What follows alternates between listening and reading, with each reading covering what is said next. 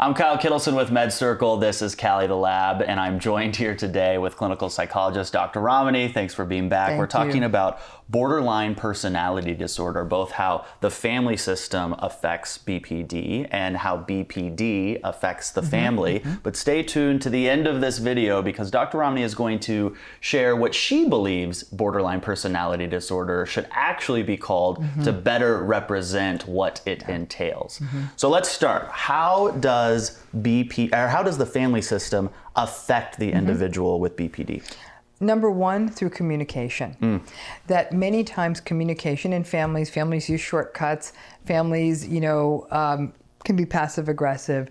Those little communication ruptures can be pretty catastrophic for a person with borderline personality disorder who may misinterpret that, and that can escalate into arguments and anger and hostility and volatility that sort of leaves the entire family system depleted. The second is tone. And while we could put that under communication, I really think it deserves its own place where borderline personality is concerned. A lot of people say, I didn't say anything wrong. I said, go ahead. I support your decision. And they'll say, but it's how you said it. It's like, oh my gosh, now I have to. But tone actually does matter, because if somebody said, you know what, I think absolutely you should take that class. That's a great idea. That's very different than go, take the class. So tone, delivery, they matter. We know that. All of us are affected by that. Now, that does mean that there can often be a bit more monitoring, in terms of how the family has to monitor how they communicate. But I don't know that that's ever a bad thing. That if we all watched our tone, we would probably be better parents. Absolutely. We'd be better partners. We'd be better friends. We'd be better family members. Things like sarcastic tone are a classic example of something that can be misinterpreted by somebody with borderline traits or borderline personality disorder, which can then escalate into a much larger argument, okay? Yeah. And then number three, I would say, is it's awareness, and especially awareness around the key issue of abandonment. Abandonment is a key theme in borderline personality. And when we think of abandonment, we actually literally think of abandoning someone, like leaving them and disappearing and never getting them in touch with them again. Well, obviously that's an extreme example of it. But for a person with borderline personality, it might be somebody abruptly leaving a room during an argument gets experienced as abandonment. A person says, I've had it, I'm out of here. That gets experienced as abandonment. Even psychological distance in the room gets experienced as abandonment.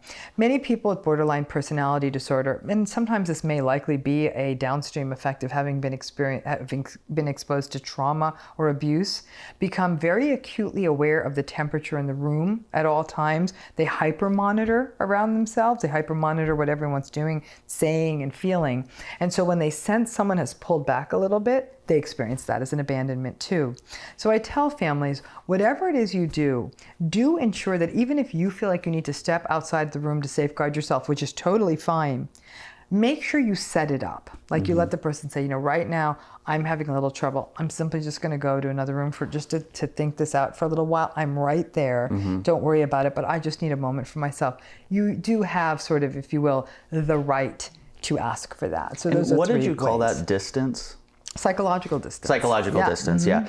And you and the other MedCircle educators are so good at giving that example of the correct tone. If you guys watch the series, Dr. Ramani, Dr. Judy, Dr. Dom, when you guys give those examples, I always feel much calmer. I think you guys do too. That you deliver this in such a way that I can see why it would resonate with the person on the receiving end. Good. But that takes practice. Yes, and that's where people miss it. They watch you do it, and you do it so flawlessly, they go, oh, that's easy, I'll do it next time. Not in my life, I don't, though. I mean, there's a day I come home from a 14-hour workday. You can tell you I'm anything but elegant, and my tone is way off. That's right. So even as I say that these are things that work, I'm not saying that they always come easily. Yes, of course. Yeah. All right, now let's talk about 3 ways that BPD can affect the family system.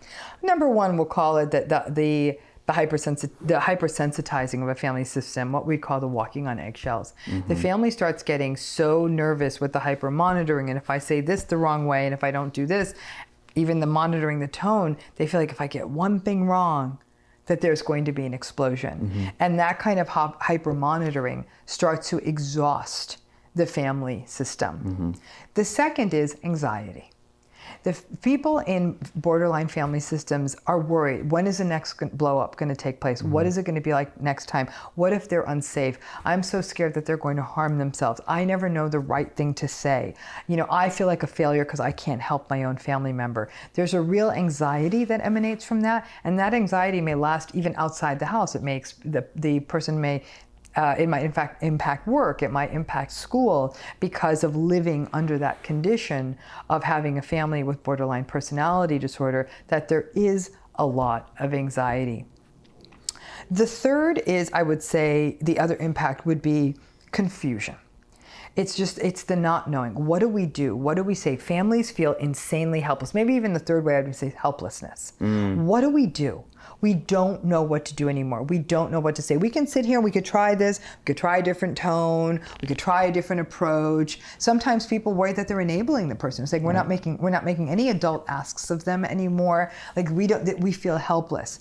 One of the biggest things that contributes to that sense of helplessness, Kyle, is the fact that, at least certainly in the United States, you can't force a person into treatment. So the family feels like we need to get our family member into therapy. They may have the means and everything to do it.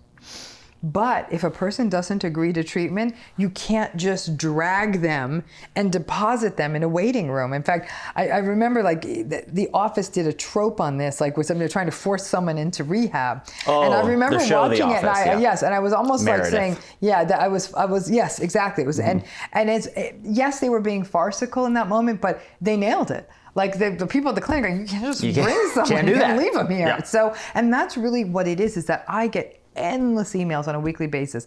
I'm going to make an appointment for my mother, sister, father, brother, friend. No. Only if they're under the age of 18. Only if they're under the age of 18. And a lot of families don't realize, like at 17, I'm like, you're careening into a crisis.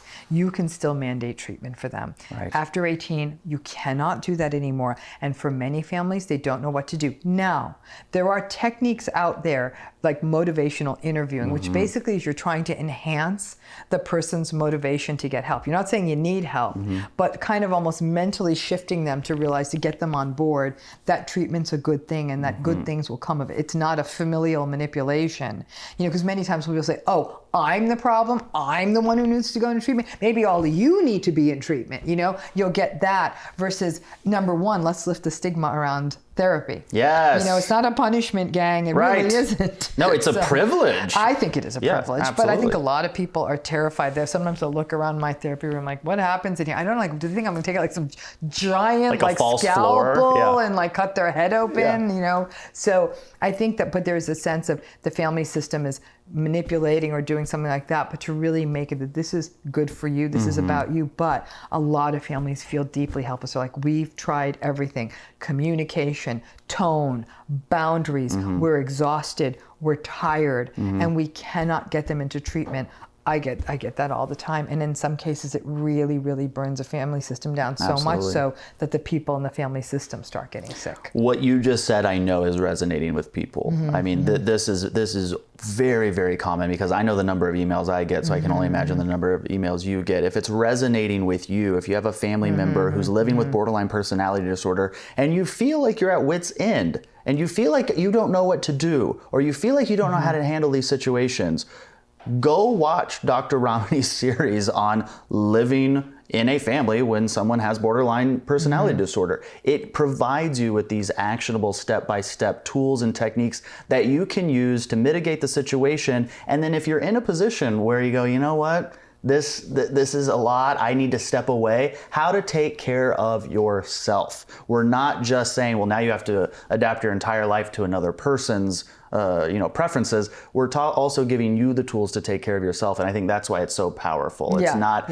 just a selfless act. There's also some self-care in it too. Self-care, self-compassion is absolutely critical for families of persons living with borderline personality disorder. I mean, I think with any mental health issue, but it is a reciprocal two-way street, that there has to be attempts on both sides to understand the experience of the other. Yes. That becomes really, really critical, and it can sometimes be hard. Remember, families are tricky because it's not like just like someone you've known for 5 or 10 years. It can be 30, 40, 50 years. That's since, right. They shaped you, or your children who shaped your parents' adult life. So these are very complicated, deep relationships. In an ideal world, people who have borderline personality could have the opportunity maybe to go into therapy with their family system. And keep in mind too, Kyle, that by the time people hit adulthood, the way we're talking about it, almost one would think is like, you're talking about mother, father, and siblings, maybe in some cases, but in others, it's a person who may have a husband or a wife and they have kids. Mm-hmm. So these kinds of patterns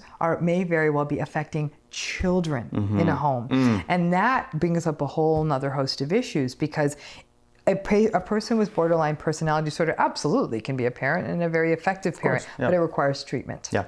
And so if there are concerns about, on the behalf of the other parent, that this parent is unpredictable, it's really interesting. I've worked with more than a few clients who had parents, well, particularly mothers with borderline personality, and they'll say there were moments that were like, you had the magic mom.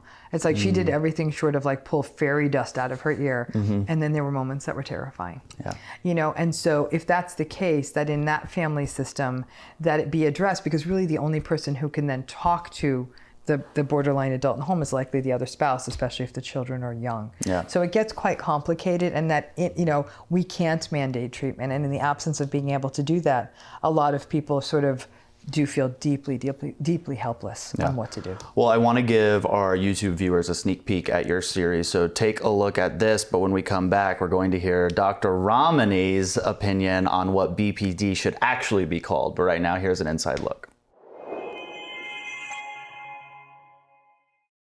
Really, for the viewers, I get a lot of emails from people who say they have BPD, and they email me, and I can feel the frustration they have. Absolutely. Because when their therapist, or even if they just research themselves, which is even more dangerous online, and self-diagnose them with BPD, there's so much stigma online about those with BPD. Absolutely.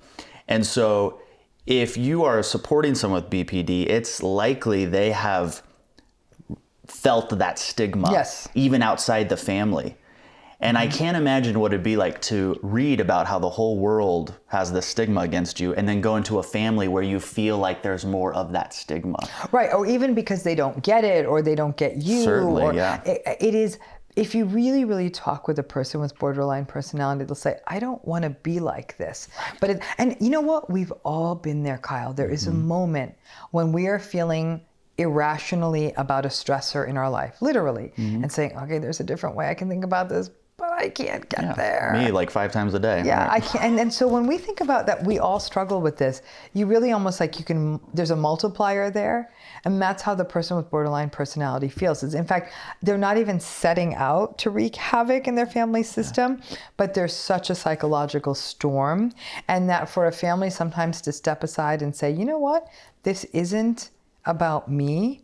She's struggling. The people who often have the hardest time with this are the parents, because the parents are going to take responsibility, say something I did must have caused this.